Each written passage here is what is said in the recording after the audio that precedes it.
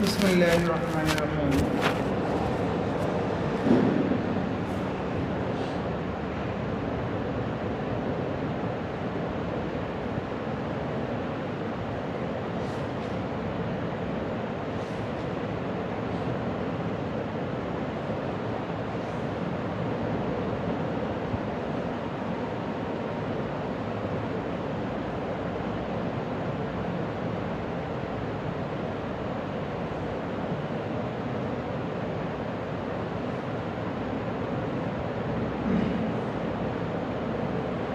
শয়তানের পরাজয়, সুন্দর একটি কাহিনী, খুব মনোযোগ সহকারে সবাই শুনবেন। এই কাহিনীর থেকে অনেকটাই শিক্ষণীয় ঘটনা জানতে পারলাম। অনেক দিন আগের কথা, বনি ইসরায়েলে এক বিখ্যাত বুজুর্গ ছিলেন। মুসা নবীর জামানার ঘটনা। সর্বদাই তিনি ইবাদতে মশগুল থাকতেন। জিকির, তিলাওয়াত, তাহাজ্জুদ, ইশরাক কোনো আমলই বাদ দিতেন না। দিনের বেলার রোজা রাখতেন, রাতভর বিভিন্ন আমলে লিপ্ত থাকতেন। দিনে রোজা রাখতেন, রাত্রে বিভিন্ন আমলে লিপ্ত থাকতেন। এভাবেই চলছিল তার নিত্য দিনের আমল। একদিন কিছু সংখ্যক লোক দরবেশের নিকট আগমন করল। উদ্দেশ্য হলো তার কাছে একটি অভিযোগ পেশ করা। তারা বলল, হুজুর, ওখানে একদল লোক আছে, তারা একটি গাছের পূজা করে। লোকদের কথা শুনে দরবেশের চোখে মুখে ফুটে উঠে ক্রুদ্ধ ভাব, দৃষ্টিতে ঝরে পড়ে অগ্নি স্ফুলিঙ্গ, মানে খুব রাগ উঠে গেছিল এই কথা শুনে। উষ্ণ হয়ে ওঠে তার ধমনীর রক্ত। তিনি গর্জন করে বলেন, কি বললে তোমরা? আল্লাহর জমিনে মাখলুকের ইবাদত, বৃক্ষের পূজা করা হচ্ছে? এ তো হতেই পারে না, আমি কখনো তা হতে দিব না। চলো এখনই আমি নিজ হাতে গাছটি কেটে ফেলি। আজকে বয়ানে বলেছিলাম যে সত্যিকারের আল্লাহর ওলি, তার সামনে যদি অন্য কোনো মানুষ নাফরমানি কাজ করতে থাকে, তাহলে আল্লাহর ওলি সেটা সহ্য করতে পারে না। হাত দিয়ে বাধা দিতে হবে। প্রয়োজনে তাকে কী করতে হবে? হাত দিয়ে বাধা দিতে হবে, নাহলে মুখ দিয়ে, নতুবা মনে মনে ঘৃণা করতে হবে। কিংবা তাদের এক প্রকার হতেই হবে। তো এখানে সেই ঘটনার সাথে মিল আছে, সেই হাদিসের সাথে। তো বুজুর্গ কাছ থেকে যখন এই ঘটনা বলা হলো যে কিছু দল লোক তারা কী করে? গাছ পূজা করে, গাছকে সেজদা করে। বাস উনি রাগে ফায়ার হয়ে গেলেন, তাদের কী করতে হবে? দমন করতে হবে। আচ্ছা, এখন সে কী করলো? লোকদেরকে বললো, চলো এখনই আমি নিজ হাতে গাছটি কেটে ফেলব। যে গাছের পূজা করে আমি ওই গাছটি কেটে ফেলবো, তাই সব সমাধান হইল। কথা বলে দরবেশ বিলম্ব করলেন না। তিনি একখানা কুড়াল হাতে নিয়ে গাছটি কাটার জন্য রওনা করলেন। কিছুদূর যাওয়ার পর শয়তানের সাথে দরবেশের দেখা। রাস্তা শয়তানের সাথে দরবেশের দেখা। শয়তান তখন বৃদ্ধ লোকের আকৃতি ধারণ করে এ পথ দিয়েই বিপরীত দিক থেকে আসছে। বুড়া মানুষের মতো হইয়া শয়তান আসছে। আসিয়া বলতেছে, কি বলতেছে? শয়তান বলল, হুজুর, আপনাকে বেশ উত্তেজিত মনে হচ্ছে। কোথায় রওনা দিলেন? কোথায় যাচ্ছেন আপনি? আপনি তো অনেক বড় আল্লাহর ওলি, আপনি কোথায় যাচ্ছেন? তিনি বললেন, অমুক গাছটি কাটতে যাচ্ছে। দরবেশের সহজ উত্তর এক কথায় বলে বলেন, ওই যে গাছটা মনে হয় সেজদা করে, ওটা কেটে ফেলবে। গাছের সাথে শয়তান বলতেছে, গাছের সাথে আপনারা কি সম্পর্ক? আপনি আবেদ মানুষ, আল্লাহর ওলি মানুষ, আপনি ইবাদতে মগ্ন থাকতে পছন্দ করেন, সবসময় থাকেন। আপনার তো সময়ই নেই। এই গাছ কাটার সময় কোথায় পান? এই বাজের সময়, নষ্ট করার সময় আপনার পাচ্ছেন কোথায়? এই সময়টা তো নষ্ট হয়ে যাব। এই সময়টা নষ্ট হয়ে লাভ কি? চিন্তা করতে কি সত্য পরামর্শ। আপনি এবার তুমি করেন, এখানে গাছ কাটতে কত সময় নষ্ট হবে। এটাও একটি আবাদত। বুজুর্গ বলতেছে এটাও একটি আবাদত, এটাও একটি আবাদত। আমি ইবাদত নিয়ে পড়ে থাকবো, আর অন্যরা আল্লাহর পরিবর্তে সৃষ্টির পূজা অর্চনা করবে, এ কিছুতেই আমি বরদাস্ত করতে পারবো না। আমি আল্লাহর ইবাদত করবো আর সে নাফরমানি করতেছে, আমি যদি তাদেরকে না না নিষেধ না করি তাহলে আল্লাহ তো আমাকে দূর করবে, তখন তো আমার এই ইবাদত কোনো কাজে আসবে না, তখন আমাকেই জাহান্নামে যেতে হবে। তো উনি বলতেন না, এটাও একটা ইবাদত, এই না করাটা, গাছ কাটাটা, এটাও একটা ইবাদত। আমি এই গাছ কাটতে দিব না। শয়তান কি বলল? আমি এই গাছ কাটতে দিব না। তখন অন্য মাসে শুরু করেছিল, আমি আবার শক্ত হয়ে দাঁড়াইল, আমি এই গাছ কাটতে দিব না। বুজুর্গ বলতেছে তুমি দেও আর না দেও সেটা আমার দেখার বিষয়, তুমি দেওয়ার কে না দেওয়ার কে, আমি গাছ কাটবো। পুরান যখন নিয়ে এসে আমি গাছ কাটছি, এক কথা শেষ। শয়তান বলতেছে বললাম তো এই গাছ আপনি কাটতে পারবেন না। কি চিন্তা করতে, আমার বুকে এক বিন্দু রক্ত থাকতে আমি গাছ কাটতে দিব না। কঠোর হয়ে দাঁড়াইছে। খুব কঠোর হয়ে গেল সরকার, তখন বুঝলি এক বুড়া মানুষ হচ্ছে আর কঠোর হয়ে গেল। এভাবে আরো কিছুক্ষণ কথা কাটাকাটির পর এক পর্যায়ে উভয়ের মধ্যে হাতাহাতি শুরু হয়ে গেল, দুই বুড়া মারামারি শুরু করেছে। হ্যাঁ, কেউ কাউকে ছাড়বার পাত্র নয়, কিন্তু শেষ পর্যন্ত দরবেশই শয়তানের বুকে চেপে পড়ছে, শয়তান নিচে পড়ে গেছে। এবার অবস্থা বেগতিক দেখে শয়তান অনুনয় বিনয় শুরু করলো। এতে দরবেশের মন নরম হয়ে গেল, তিনি শয়তানকে ছেড়ে দিলেন। দরবেশের কাছ থেকে ছাড়া পেয়ে শয়তান যেন হাফ ছেড়ে বাঁচল। সে সোজা হয়ে দাঁড়িয়ে দরবেশকে আবার বুঝাতে লাগলো, বলল হুজুর এ কাজ তো আপনার উপর ফরজ নয়, এই গাছ কাটিকে আপনার উপর ফরজ করতাম না, আপনি এই গাছের পূজাও করেন না, অন্য মাসে করে, আপনার কি হইল? আল্লাহ তাআলা ইচ্ছা করলে কোনো নবীর দ্বারাও তো এই কাজ করিয়ে নিতে পারতেন। আপনি আবার আল্লাহ বলে আপনি তো নবী না, যে কোনো নবীর মাধ্যমে কাজ করে দিতে পারতেন, গাছ কাটাইতে পারতেন, আপনি কেন আবার আল্লাহ বই? চিন্তা করছেন শয়তানের কেমন কাজ। দরবেশ বললেন তোমার ওয়াজ কালাম শুনতে আমি রাজি নাই, তোমার এই ওয়াজ আমার শোনা লাগবে না।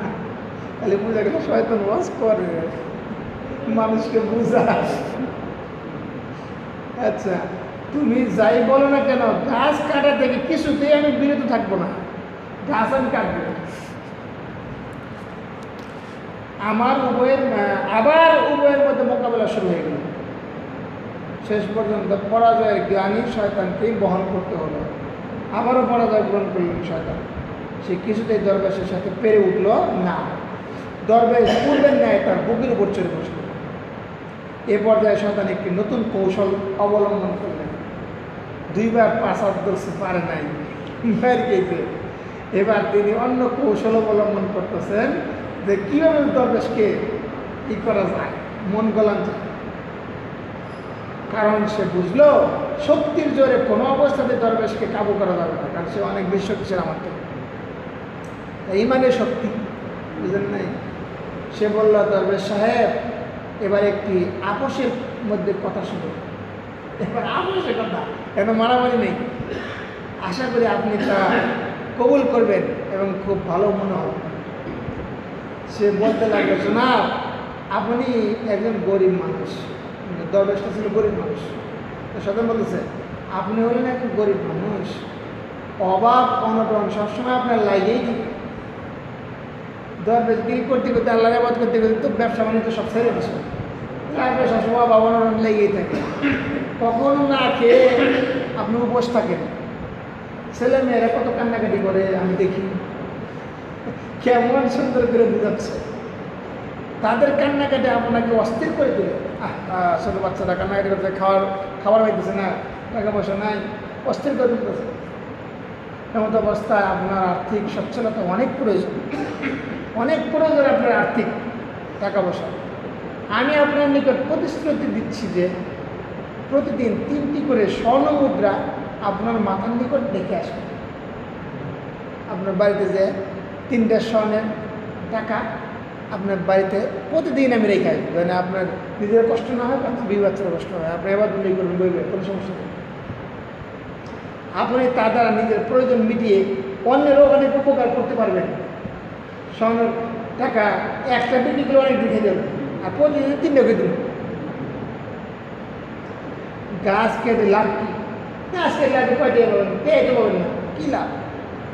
একটি কেটে ফেললে তারা অন্য একটি গাছের পূজা করবে, আপনি যদি এইটা কেটে ফেলেন আর একটি গাছের পূজা করবে। অতএব ওটা কেটেন না, আপনাকে আমি 3টা করে স্বর্ণ মধ্যে চিন্তা করে লোভে পাপ আপনি মিলে দিচ্ছেন। বুঝুর করে আস্তে করে নরম করে বুঝে লোভে ফেলাই দিচ্ছে। বেচারা যে কয় না, যখন ভালোবাসা অভাব যখন দরজায় এসে দাঁড়ায়, ভালোবাসা তখন জানলা দিয়ে পালায়। এই বেচারের অভাবে স্বভাব নষ্ট করতো শয়তান। অভাবের সময় এমন একটা পাম দিল, বেচারা বুজুর্গ রাজি হয়ে গেছে। শয়তানের কথা দরবেশের নিকট বেশ যুক্তিপূর্ণ মনে হয়, অবাস্তব না, বাস্তব কথাই তো বলছে, তার মধ্যে অভাব আছেই, সব সত্য। তিনি চক্রান্তের বেড়া জলে আবদ্ধ হয়ে গেলেন। অবশেষে গাছ না কেটে বাড়িতেছে। দেখেন ইমান কিভাবে শয়তান মানুষের ইমান কিভাবে নষ্ট করে, দেখেন লোভ দেখে কেমনে মানুষকে নষ্ট করে। তারপর আল্লাহ বলি তাকেও লোভ দেখে সব নষ্ট করে দেখেন। আর আমরা কোথায় করি, আমরা তো সবসময় ধোকা দিতেই পারি। শিক্ষণীয় ঘটনারা এখান থেকে অনেক কিছু শিকার আছে। শয়তানের কথা দরবেশের নিকট বেশ যুক্তিপূর্ণ মনে হলো, তিনি বাড়িতে চলে গেলেন। শয়তানের কথা মতো দরবেশ 2 দিন স্বর্ণ মুদ্রা পেলেন। 2 দিন বিছনার পাশে সোনার 3টা টাকা পাইতেছে, কিন্তু 3য় দিন আর পেলেন না। 3য় দিন আর দেয় নাই সোনার টাকা, দাম তো কম না, প্রতিদিন দিতে পারি গেলে শয়তানে ছিলাম। তিনি কিছুক্ষণ অপেক্ষা করলেন, 3য় দিন পাইলেন না। তার দরবেশে কিছুক্ষণ অপেক্ষা করলেন, আসে কিনা দেখি একবার। ওদের আগ্রহে পথ পানে চেয়ে রইলেন যে কখন আসবে, কিন্তু স্বর্ণ মুদ্রা নিয়ে শয়তান এলো না। এমনকি কোথাও তার চিহ্ন পর্যন্ত পাওয়া গেল না। এতে দরবেশ সাহেব ভীষণ রাগান্বিত হলেন এবং এক পর্যায়ে কুড়াল কাঁধে নিয়ে আবার গাছ কাটতে রওনা হয়ে গেলেন। এবার দেখে আবার কি হয়। প্রতিমধ্যে সেই বৃদ্ধ বেশি শয়তানের সাথে দরবেশের দেখা আবার এসে, আবার বুড়া মানুষ এসে সে বলল, হুজুর আপনি আবার কোথায় রওনা দিলেন? আজকে আবার কোথায় রওনা দিলেন? দরবেশ বললেন, সেই গাছটি কাটতে যাচ্ছি, কারণ তুমি আমাকে মিথ্যা প্রতিশ্রুতি দিয়েছ। তুমি বলছো প্রতিদিন দিবা, কিন্তু প্রতিদিন দেও না। 2 দিন স্বর্ণ মুদ্রা দিয়ে তারপর তা বন্ধ করে দিয়েছে, অতএব আমি গাছ কেটেই ফেলবো। সুতরাং সে যে কোনোভাবে আমি এই গাছ কাটবই। শয়তান বলল, আমি উহা কাটতে দিব না। আজকে আবার তর্ক বিতর্ক শুরু হয়ে গেছে। আপনি কিভাবে গাছ কাটেন তা আমি দেখে দিব, আপনি কিভাবে গাছ কাটেন তাও আজকে দেখাই দিব। আসলে আজকে ওই দিন মাল গাছ দিয়েছিলেন না, আজকে দিয়েছি। ইমান দেশে নষ্ট করে না আজকে, আজকে শয়তানের জোর মেরে গেছে গা, তোর ইমান নষ্ট করে দিয়েছে। আজকে খাবি না মার, তোর ইমানের শক্তি কমে গেছে। আয় গাছকে দেখাই দিব আজকে, আয় আজকে। অবশেষে উভয়ের মধ্যে সেদিনের মতো আজও লড়াই বাঁধল। আবার শুরু লড়াই। সে কি তুমুল লড়াই! প্রত্যেকে আপন প্রতিপক্ষকে ধরাশায়ী করার জন্য প্রাণপণ চেষ্টা চালিয়ে যাচ্ছে। খরচ করছে দেহের যত শক্তি আছে সব। শেষ পর্যন্ত ফলাফল আজ উল্টো হয়ে দিকে বিজয় মালা শয়তান হইলাম। শেষ লড়াইয়ের এক পর্যায়ে দরবেশের বুকে চেপে বসল। দরবেশ এবার নিরুপায়। তিনি শত চেষ্টা করেও শয়তানকে সরাতে পারলেন না। এতে তিনি বেশ আশ্চর্য হইলেন, মনে মনে বললেন, সেদিন দুইবার তাকে পরাজিত করে বিজয়ের মালা আমি পরিধান করেছিলাম। আর আজ তো আমি প্রথমবারই ধরাশায়ী হলাম। আপ্রাণ চেষ্টা করেও তার সাথে কুলিয়ে উঠতে পারলাম না। কী থেকে কী হয়ে গেল কিছু বুঝলাম না। দরবেশের বুঝে আসতেছে না এখনো কী থেকে কী হয়ে গেছে। এসব চিন্তা করতে করতে দরবেশ চরম বিস্ময় নিয়ে শয়তানকে জিজ্ঞেস করল, এই শয়তান, এবার তুমি কি করে বিজয়ী হলে? ওই দুদিন তুমি তো নিচে পড়ে গেছিলা, আজকে তুমি কীভাবে উপরে উঠলা? আমার এত শক্তিটা তোমার পারলাম না, কারণ দেখি বড় দেখি। এবার শয়তান বলল, পরাজয়ের কারণ হলো সুস্পষ্ট। কারণ পূর্বে আপনার রাগ ছিল আল্লাহর সন্তুষ্টি বিধানের জন্য, আর আজ আপনার রাগ হলো স্বর্ণ মুদ্রা লাভের জন্য। সেদিন ছিল যে আল্লাহর মানে কথা অমান্য করা হচ্ছে, আল্লাহর শিরিক করা হচ্ছে আল্লাহর সাথে, তাদেরকে আমি বাঁচাব না, গাছ কাটে এলাম, সন্তানের বিরুদ্ধে লাগছে, সেই জন্য পাশ করছি। আর আজকে আপনার সোনার মধ্যে পান্নার দিকে আজকে আমার মারামারি শুরু করছে, তাহলে আপনার জিনিসটা নিয়তটাই উল্টে গেছে, এই জন্য আল্লাহ আজকে সাহায্য করে নাই, আপনি পরাজয় বরণ করছেন। এখন বুজুর্গ তলে হাত দিচ্ছে, হায় হায় করলাম কি আমি, সর্বনাশ, ইমান রেজালাইজেশনের পরিবর্তে। হ্যাঁ, আজকে আমাদের দেশে কিন্তু এরকমই টাকার বিনিময়ে ইমান বিক্রি করে পারতেছে। হুবহু ঘটনার সাথে মিল আছে। প্রিয় পাঠক, এটা সদসিদ্ধ কথা যে কাজ কেবল আল্লাহর সন্তুষ্টির জন্য করা হয়, নিজস্ব স্বার্থ হাসিল কিংবা মানুষকে দেখানোর উদ্দেশ্য হয় না, উহার পিছনে আল্লাহ পাকের সাহায্য থাকে। যেখানে নিজের ইচ্ছা নিজের স্বার্থ থাকে না, সেখানে আল্লাহ পাকের সাহায্য থাকে। আর যেখানে নিজের স্বার্থ থাকবে, তাহলে সেখানে আল্লাহর সাহায্য থাকবে। এজন্যই প্রথম দিন দরবেশ বিজয়ী হয়েছিলেন। পক্ষান্তরে দুনিয়ার কোনো স্বার্থ উদ্ধারের জন্য দিনের কাজ আঞ্জাম দিলে তাতে আল্লাহর কোনো মদত ও সাহায্য থাকে না। তাই ওই কাজ সফলতার মুখ না দেখাই স্বাভাবিক। তাই তো দরবেশ সাহেব দ্বিতীয় দিনের লড়াইয়ের জয় লাভ করতে পারেননি বিতাড়িত শয়তানকে পরাজিত করতে। তাই আসুন আজ থেকে আমরা নিয়ত করি, দিনের ছোট বড় যে কোনো কাজ একমাত্র আল্লাহ পাকের সন্তুষ্টির জন্য করতে হবে, অন্য কোনো নিয়তে না। দিনের কাজ মানে ইসলামের কাজ আল্লাহ পাকের সন্তুষ্টির জন্য করতে হবে। যত ইবাদত আছে সব আল্লাহ পাকের সন্তুষ্টির জন্য করতে হবে, আল্লাহ যেন খুশি হয় এই জন্য করতেছে, এই নিয়ত করে করতে হবে। নিজস্ব স্বার্থ উদ্ধার করার অথবা অপরের কাছ থেকে প্রশংসা করার জন্য করা যাবে না। আমি বড় গরু দিব, মাসে আমার প্রশংসা করবো, আমি দান খয়রাত করবো, আমি দান খয়রাত করবো, মানুষ আমার প্রশংসা করবে, দানবীর বলবে, বলে এই জন্য নিয়ত করে যে দান করো, তোমার দান একটা আল্লাহ কবুল হবে না। তুমি নামাজ পড়লে মানুষ নামাজই বলবে, বা তোমার নামাজ কবুল হবে না। তুমি পরীক্ষা দিবে, তুমি পরীক্ষা দিবে দেখি তুমি নামাজ পড়তে আসবে, আল্লাহ তুমি পাশ করে দিয়ে নামাজ, তোমার এই নামাজ কাজে লাগবে না। যে কোনো দুনিয়ার কোনো উদ্দেশ্য নিয়ে যদি কেউ ইবাদত বন্দী করে, সে ইবাদত আল্লাহর দরবারে কবুল হবে না। শুধু এক নম্বর উদ্দেশ্য করতে হবে আল্লাহকে রাজি খুশি করার জন্য, যত ইবাদত করতে সব তাহলে যেন কাজে লাগবে। হাদিসের কুদসিতে আছে, কিয়ামতের দিন সর্বপ্রথম যেসব লোকদের বিচার করা হবে তার মধ্যে একজন হবেন শহীদ, যিনি আল্লাহ রাস্তায় জীবন দিয়েছেন, আল্লাহ রাস্তায় জীবন বিলিয়ে দিয়েছেন। আল্লাহ পাক তাকে দেখে স্বীয় প্রদত্ত যাবতীয় নিয়ামতের কথা স্মরণ করাবে, এই তোর আমি এই নিয়ামত দান করছিলাম, এই নিয়ামত দান করছিলাম, স্মরণ করবে। সে উহা চিনে দিবে এবং স্বীকার করবে যে হ্যাঁ আল্লাহ তুমি আমাকে এত নিয়ামত দান করেছিলাম। অতবার আল্লাহ পাক তাকে বলবেন, তুমি ওইসব নিয়ামতের প্রতিদানে কী কাজ করেছো? তোমার হাত, চোখ, নাক, কান সব দিয়েছিলাম, বউ, বিবি, বাচ্চা সব দিয়েছিলাম, কত সংসারে কত টাকা পয়সা উন্নতি দিয়েছিলাম, তুমি এই সমস্ত কিছু নেওয়ার পরে আমি তোমার দিলাম, তারপরে তুমি আমার জন্য কী করছো? আমার জন্য কী করছো? আমি তো সব তোমার দিলাম, আমার জন্য খুশি হয়ে তুমি কী করছো বলো দেখি। সে বলবে, আমি আপনার সন্তুষ্টি লাভের জন্য জিহাদ করেছি, যুদ্ধ করেছি কাফেরদের জন্য, ইসলামের জন্য, আপনাকে খুশি করার জন্য, এবং শেষ পর্যন্ত নিজের জীবনটাও আপনার রাস্তায় উৎসর্গ করে দিয়েছি। আল্লাহ পাক বলবেন, তুমি মিথ্যা বলছো, তুমি মিথ্যাবাদী, তুমি তো এই জন্য জিহাদ করেছিলে যে লোক তোমাকে বীর বাহাদুর বলবে, সাহসী বলে আখ্যা দেবে। তোমার বীর বাংলাদেশে কনা বীর শ্রেষ্ঠ মতিউর রহমান, আরো কয়েকজন আছে না, মানুষ বীর শ্রেষ্ঠ বলবে।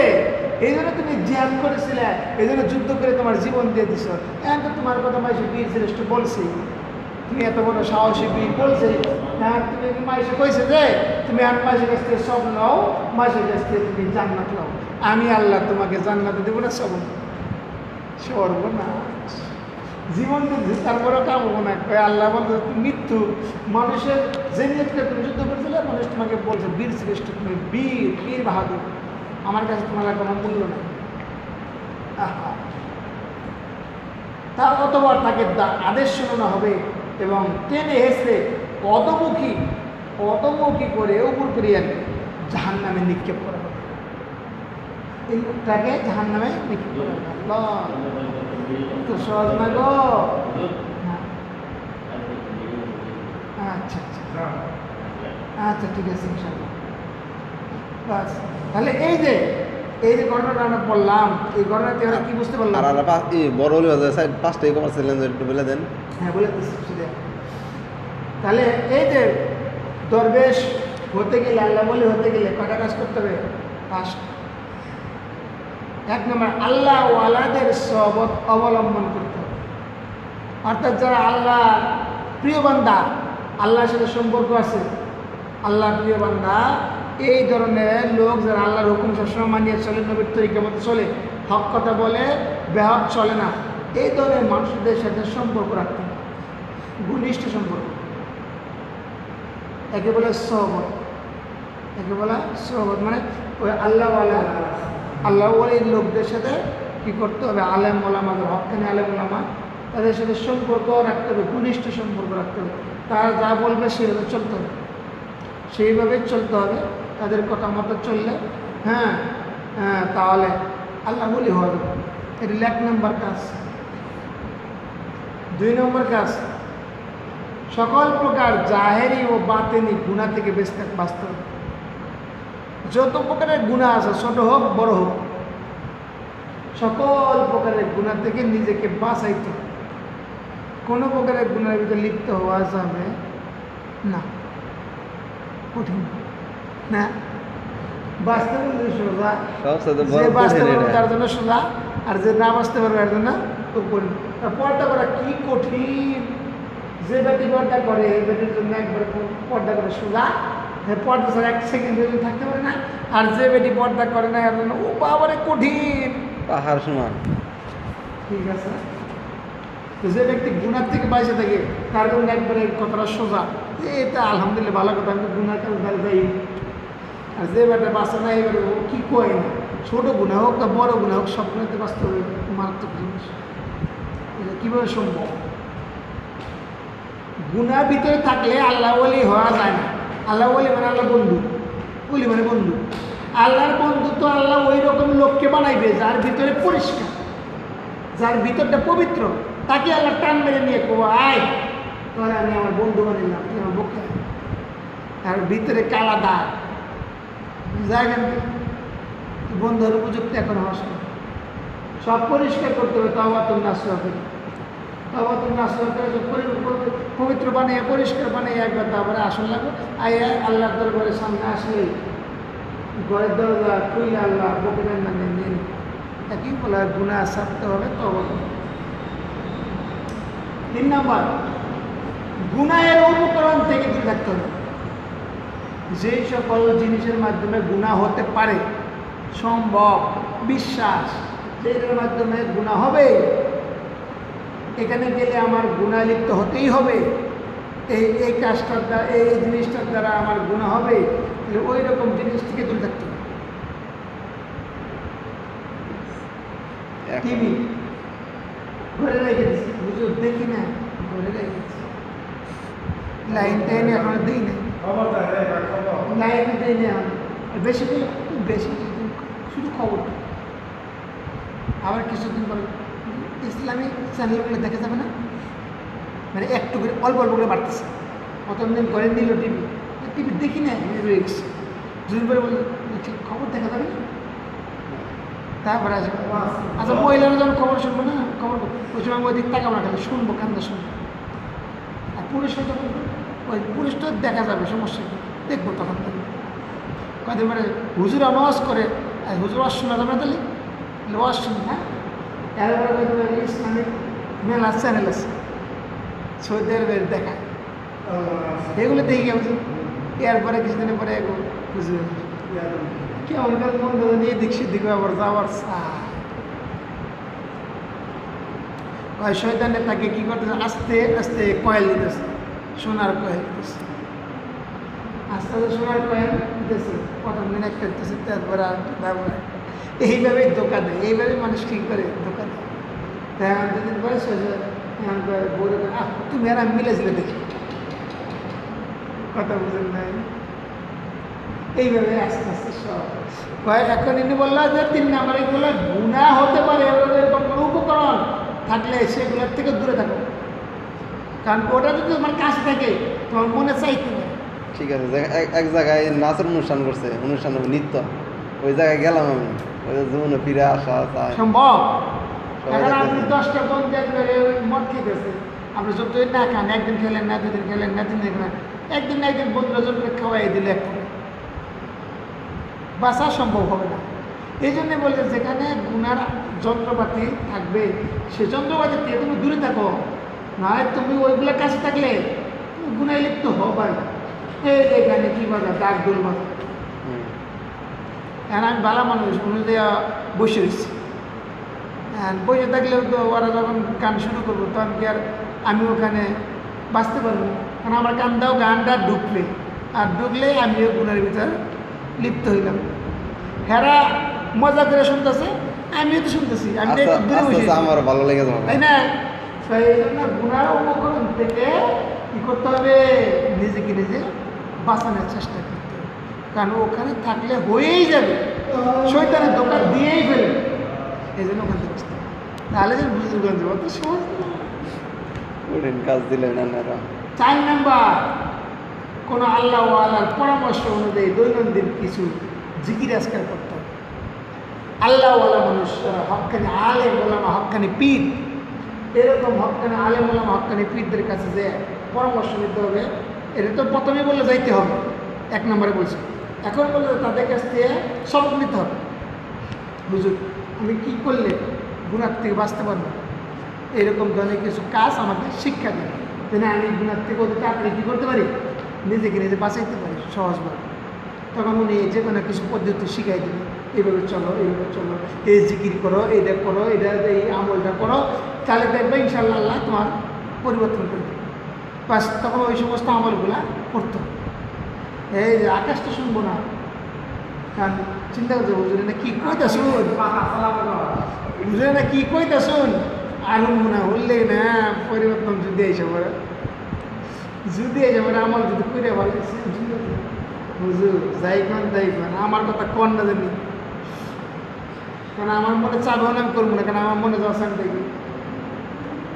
5 নম্বর, সকল কাজ সুন্নত মোতাবেক করতে হবে। যে কোনো কাজ আপনি করবেন সেটাই চিন্তা করে করবেন যে এই কাজের সুন্নত, এই কাজের সুন্নত কী। নামাজ পড়তেছেন, নামাজ সুন্নত তরিকার নিয়ম কী, কীভাবে শিখলেন। বাস ধান কাটতেছেন, ধান কাটারও সুন্নত তরিকা আছে। জামা গায়ে দিচ্ছেন, জামা গায়ে দেওয়ার সুন্নত তরিকা আছে। জুতা পায়ে দিচ্ছেন, জুতা পায়ে দেওয়ার সুন্নত তরিকা আছে। মসজিদে ঢুকতেছেন, সুন্নত তরিকা আছে। বাইরে সুন্নত তরিকা, ওজু কাটার সুন্নত তরিকা আছে। 8 বার বলছেন, ওখানে সুন্নত তরিকা আছে। মুখ পার বলছেন, সেখানে সুন্নত তরিকা আছে। কথা বোঝেন নাই? ভাত খেতেছেন, সুন্নত তরিকা আছে। মানে ঘুমাইতেছেন, সুন্নত তরিকা আছে। ঘুমাইতে উঠতেছেন, সুন্নত তরিকা আছে। বিবেচিত মিলন হবে, সেখানে সুন্নত তরিকা আছে। মানে এমন কোনো জিনিস নাই দুনিয়ার বুকে যেটার মধ্যে সুন্নত তরিকা নাই। কারণ পুরা জিন্দগিটাই ইসলাম তৈরি করে দিতে গেছে। মানুষের পুরা জিন্দগিটা কীভাবে চালাবে সুন্নত তরিকায়, পুরাটাই সুন্নতের ভিতরে তৈরি করে দিয়ে গেছেন নবী। এই জন্য যে কোনো কাজের সুন্নত তরিকা আছে। তখন বলতেছে যে আপনি যাই করেন না কেন, করার আগে থেকে চিন্তা করবেন যে এটা সুন্নত তরিকা কী, এটা সুন্নত তরিকা কী, বাস চিন্তা করে বাস সুন্নত তরিকার মধ্যে ওই কাজটা করবেন। তাই দেখবেন ধীরে ধীরে ধীরে ধীরে, একবার না করতে পারলেন আস্তে আস্তে শুরু করেন, আজকে থেকে শুরু করলাম, একটা একটা শুরু করবেন। এইভাবে করতে করতে করতে একদিন আপনার আল্লাহর বলিতে বলে দেবেন, হিংসা আল্লাহর বন্ধু হয়ে যাবে। আল্লাহর বন্ধু হলে 73 নম্বর কাতারে চলে যাবেন বিনা হিসেবে। প্রশ্নটা আছে আমার মধ্যে, বিনা হিসাব। এই 5টা জিনিস করতে হবে। ইনশাল্লাহ চেষ্টা করুন, কালকে যাইতেছি গা, এই জন্য একটু শুনে গেলাম আজকে। এই 5টা জিনিস মোবাইলে ভিডিও করে নিয়ে যান বা ছবি তুলে নিয়ে যান, কারণ এটা মাঝে মাঝে মোবাইল খুলে দেখবেন আর আমল করার চেষ্টা করবেন।